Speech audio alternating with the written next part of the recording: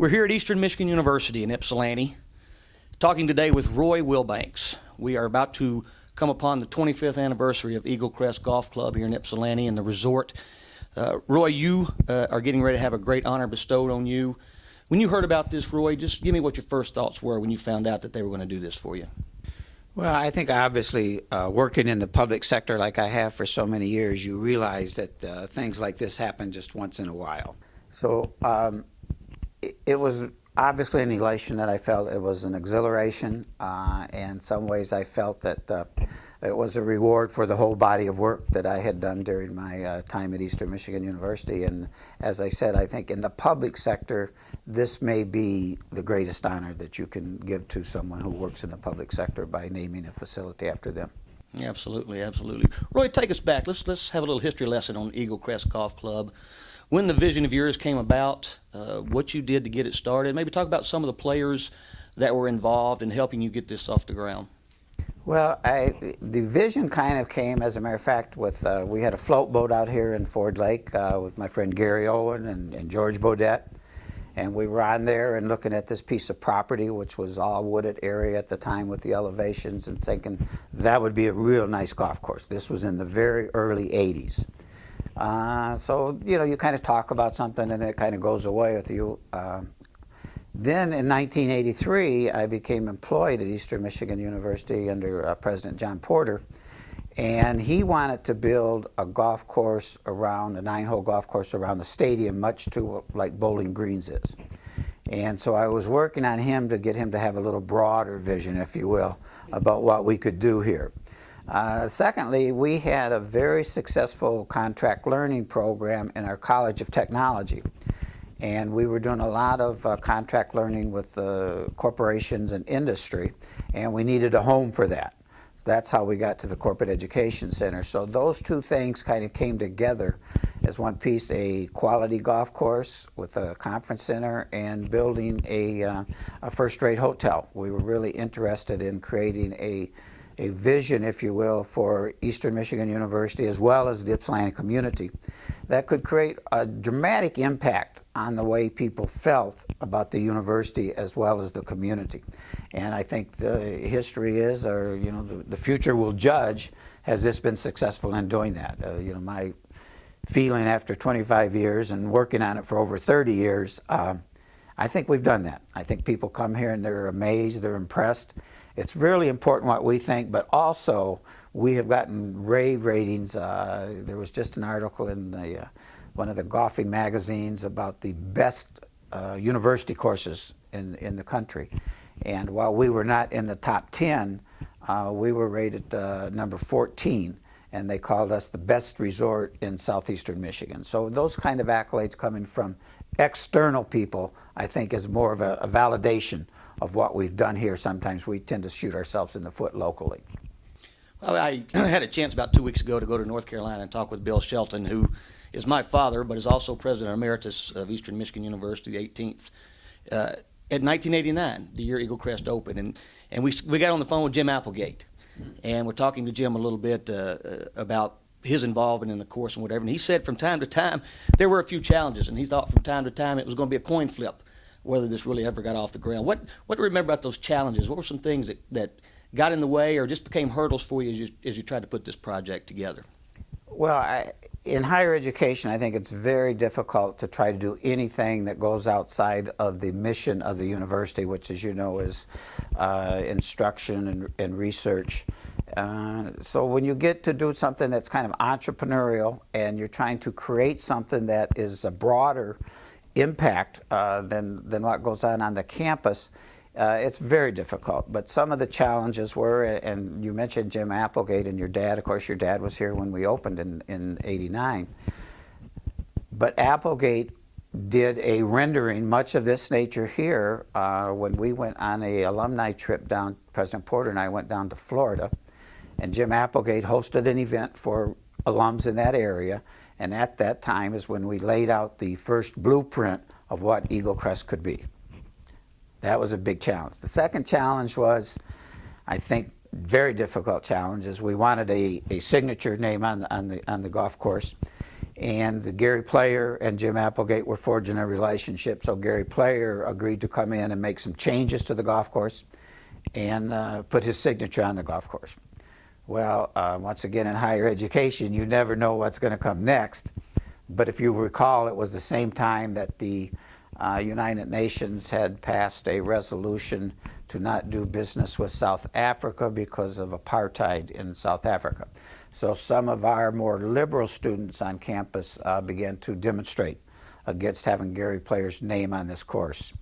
I'll never forget the day they came out and they destroyed some property, and it made the USA Today paper. Gary Player read it in Australia and came back to Applegate and says, "You got to get me out of this." And so Jim called me and said, "Gary wants to withdraw his name." And I said, "Thank you." That will be just fine, because that's how controversial it was, and even President Porter was getting some heat at the time and was not comfortable with it. So that was a very difficult time. And then other than that, just putting the project together was an unbelievable challenge. This is originally was a $40 million project, and trying to put a hotel financing in place in the late 1980s was difficult as the hotel industry was plummeting. So we kind of kept working at it, and finally, when we started the construction of the golf course, then the developers were able to get financing for the hotel. But that's the way the hotel came about. Had we not started the construction of the golf course, in my opinion, we probably would not be here today. Over the past 25 years, the course has been open. I know, Roy, you've been around, maybe a little bit to Florida, but mostly back home and here in Ypsilanti. How have you seen the course grow, change? That maybe I wouldn't say was beyond the vision that you had, but some things just happened to come about. What good things have you seen change at Eagle Crest? I think the most important thing we've done here is opening up the view of all the water around this. And when we went through our process of hiring a golf course designer, one of the things that the designer told us, as well as the people from MarriottGolf.com told us, was, your natural beauty here is the lake, and you can't see it. And so we started taking out trees so that we would expose the lake. Well, then Ypsilanti Township comes in and says, "You can't take those trees out, that's our property," which it is their property. But we also have some rights to manage the property in our lease agreement with the township. I mean, this is all very complicated stuff, but it just kind of works its way out over time. And fortunately, I know the people on the township board. I sat on the township board for 10 years, so I have some experience with that process. But those kinds of challenges just seem to continue to prop up. Right now, I believe, as we look to the future of Eagle Crest, it's the best position it's been in.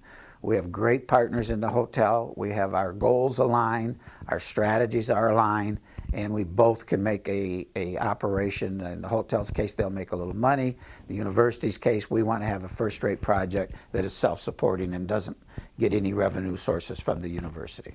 What about working with the university, whether it be academic programs, the athletic programs? How have you seen that develop in the past 25 years, and what do you think maybe some future opportunities for that to continue to grow?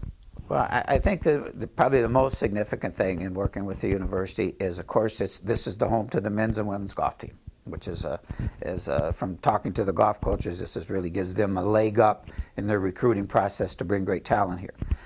We recently won, as Brad, I know you played at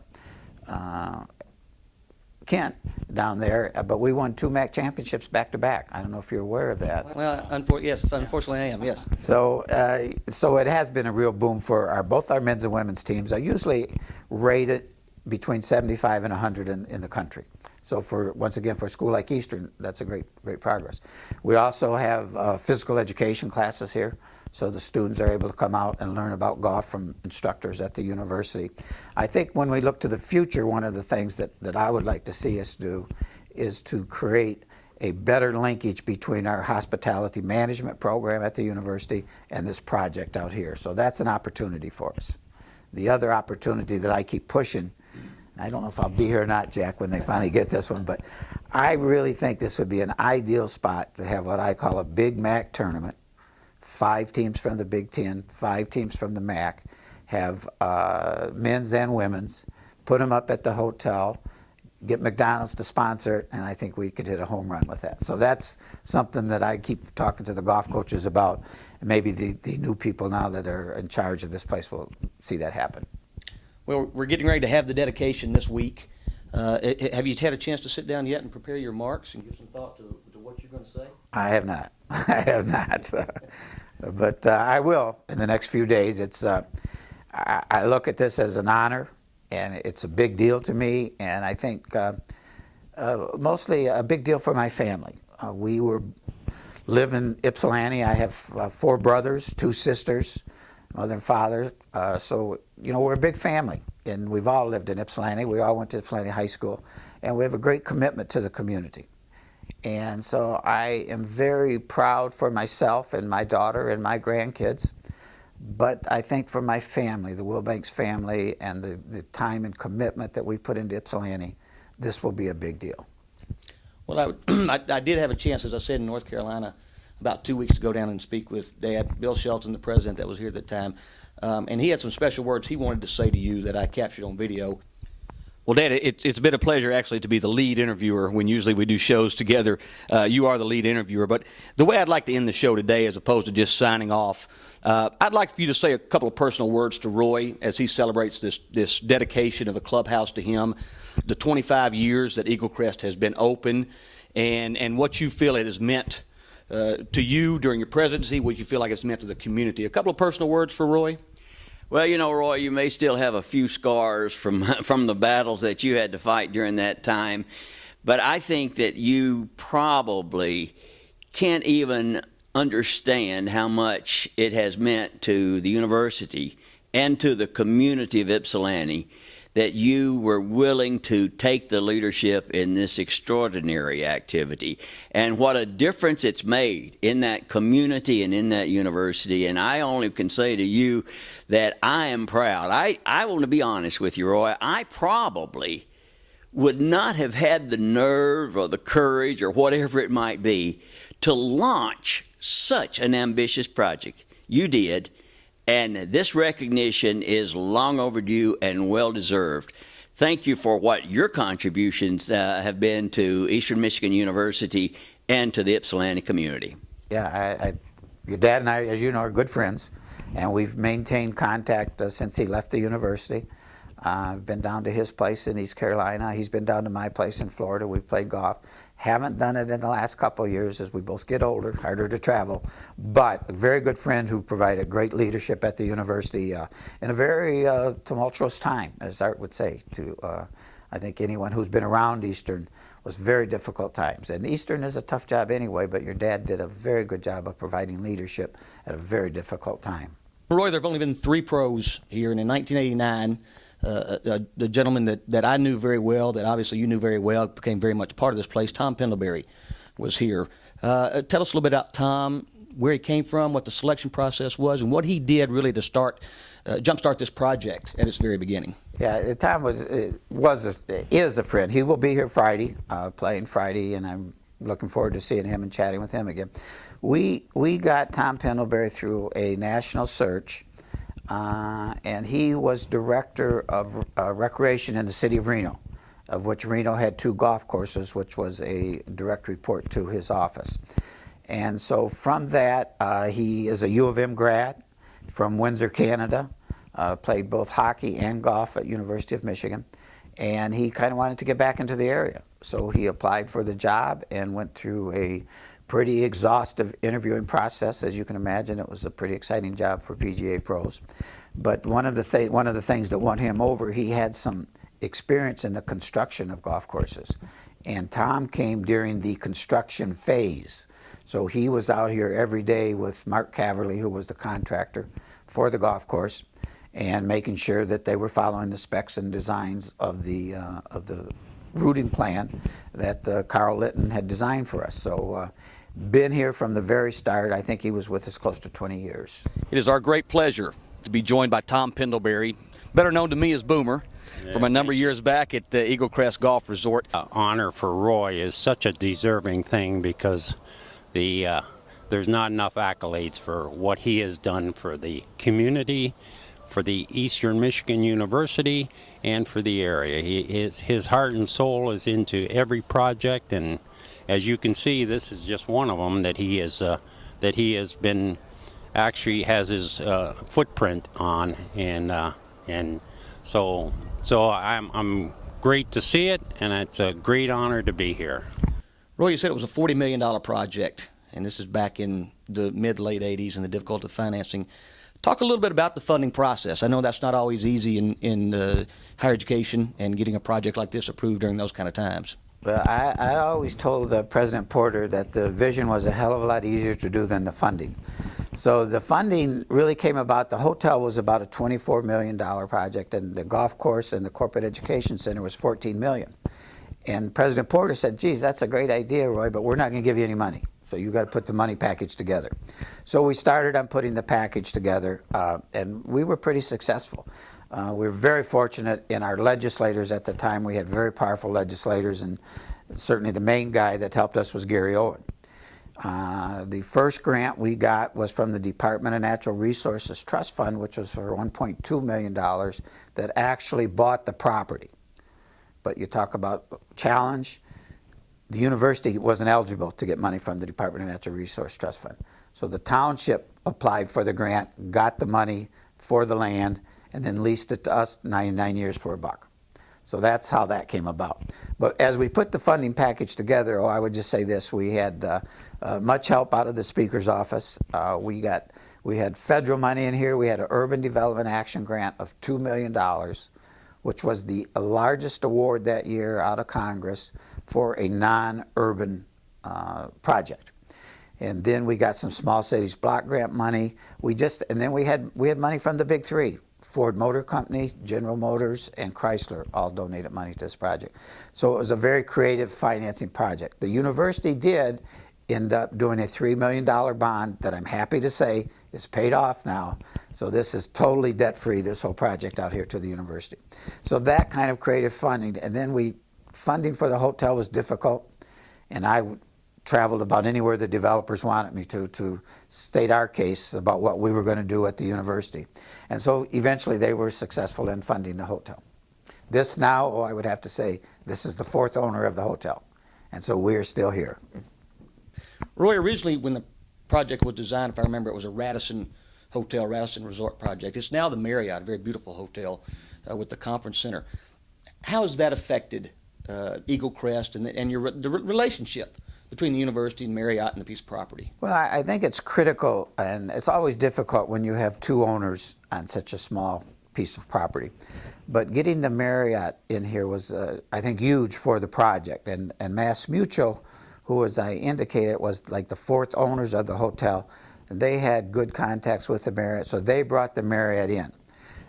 What Marriott brings to the project, obviously, is a very name brand hotel of upscale proportions. And the Marriott 1-800 number generates so many rooms wherever the Marriott's at. And so that's why the Mass Mutual felt it vital to have them in this project. They being the owners, wanted to be in there because this is a nice resort project, and they wanted to manage a resort project. So Marriott has been very helpful in doing that. And I think the key thing that we were looking at from our perspective is we want to be on the MarriottGolf.com website. If you go into the website, there's only, the MarriottGolf.com people told us there's like maybe 60 different courses they have in 40 different countries type of a thing. So it's a big deal to get on that. We would like to be on that. It is a part of our agreement we have with the hotel now that they will pull out every effort to get us on the MarriottGolf.com property. That would be, once again, it would just be a validation of the project and the quality of the golf course and the quality of the hotel if we can get that designation. And it is in our agreement with the hotel that they will do that. So we're hoping that that gets done. Roy, I really appreciate your time today. And certainly as a golfer, as somebody who lived in this area, who still has ties in this area, it's certainly a wonderful project. I never missed any opportunity I had to come play. I know we played a few times together out here, and certainly an honor long overdue. if I could say that. Well, I certainly appreciate that, Brad, and as you know, we did play a lot of golf when you were a young man, and I know that you're going to play on Friday with some good friends of mine, and so I'm excited, and I'll be excited to hear what you have to say after you play this place. Hi, I'm Wes Blevins, Director of Golf here at Crest Resort. Today's a big day for us here at the resort. We have a Roy E. Wilbanks ceremony. It's the dedication. His name will be forever put onto the clubhouse. We have all of the regents, all of his family, and over 200 guests. Again, this is something that he's done a lot for this facility, and he's well deserving of having his name put on the building.